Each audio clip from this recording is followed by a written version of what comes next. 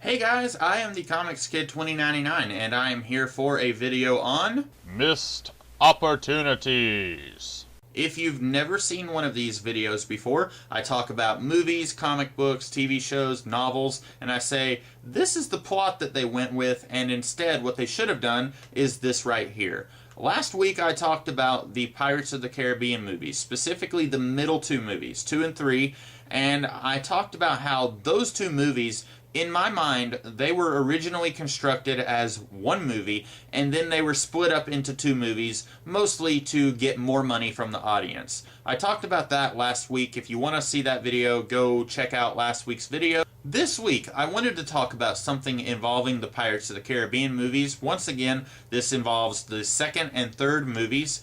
I wanted to talk about Will Turner and Elizabeth Swann. These two characters, in my opinion, were pretty interesting in the first movie. Elizabeth Swann, she was not your typical damsel in distress. Yes, she did kind of need to be rescued by Will and Jack, but a lot of what she did wasn't just because the pirates decided to kidnap her and she was useless. A lot of what happened in that movie was her fault. She did something very specific and the pirates kidnapped her. So it wasn't that she was just a helpless lady that needed a man to save her. She did something, and because of that, the man needed to come in and say, no, look, what she did is wrong. This is what's really going on. Basically, I want to say that Elizabeth Swann is not your average token girl of a story. You don't have the girl that needs to be there just so that ladies will go and see the movie. I think that she is an interesting character in her own right. The same can be said for Will Turner. I thought he was very interesting in the first movie. My problem with these two characters in the second and third movie is that their story is done by the end of the first movie, especially Will Turner. His whole story is deciding that he is okay with some pirates and at the same time realizing that other pirates can be evil. His whole thing at the beginning of the movie is that pirates in general are scumbags, and then about halfway into the movie he finds out that his father was a pirate, and then by the end of the movie he realizes that Jack, for all of his quirks, is a good man, and he realizes that some good men can be pirates and some pirates can be bad men and some pirates can be good men, etc. That is his storyline in the first movie. You don't really have anything else to do with these characters. If you watch the second and third movie, it is abundantly clear that they did not intend for these characters to come back. I found it really strange, even when I first watched those movies, that they brought those characters back. I've talked a little bit before about how I didn't really start thinking about stories critically until I was in college, or maybe my second year in college. I watched the second Pirates of the Caribbean movie when I was in high school, and even back then I was thinking, why did they bring back Will and Elizabeth? Those two really don't have anything to add to this movie. And I think the big reason that they brought them back was they were part of the first movie, and the people making these movies, they did not think that people would come and see these movies if they did not have all of the major characters from the first movie. So you have Mr. Gibbs, you have Jack Sparrow, you have Commodore Norrington, and then you've got some new characters, but you also have to have Will Turner and Elizabeth Swann. Especially when you look at Pirates of the Caribbean 4, which I said last week I really enjoyed that movie. And I think that movie works just fine without Will Turner and Elizabeth Swann just kind of hanging out, not really doing anything. And that's really my big problem with these characters being in the second and third movie, is that it felt like they were going out of their way just to bring these characters into these movies, and then it felt like they were going way out of their way just to give them something to do.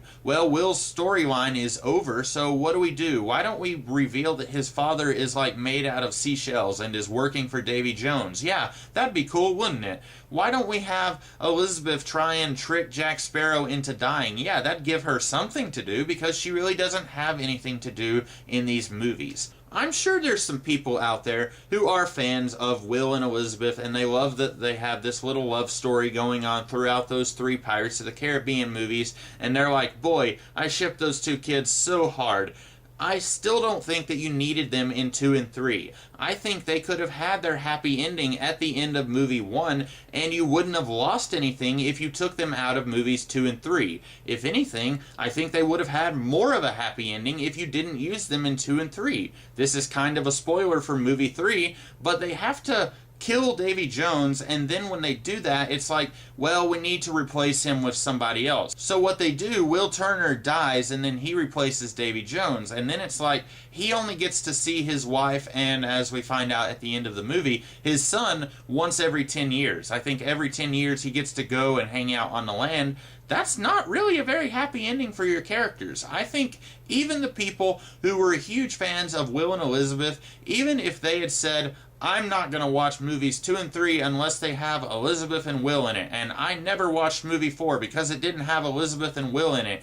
Even those people, I don't think that they could say that these characters would be better off if you kept them in the second and third movies. I think these characters have a happier ending if you just ignore them after the first movie and do new characters. In a way, I think what I wanted the Pirates of the Caribbean movies to be more like were the Indiana Jones movies. Now, admittedly, half of the Indiana Jones movies I don't like, but I do like that all of the Indiana Jones movies stand on their own. I really think that the Pirates of the Caribbean movies would have been a lot better if you had maybe kept Jack as kind of the focal point of all of the movies, and then bring in different characters for the second, third, and fourth movies. That's what they did with the fourth movie, and there are some things about that movie that really worked, and then there's some things that really didn't work. But I think if they had just done that, starting with movie 2, I think those movies would have all been a lot stronger. So that's about all I have to say here. Do you guys agree with me? Are you huge Will and Elizabeth fans, and you wish that I was dead because I suggested that they shouldn't have been in the second and third movie? If you feel that way, let me know in the comments below. And if you like this video, be sure to like, share, comment, and subscribe.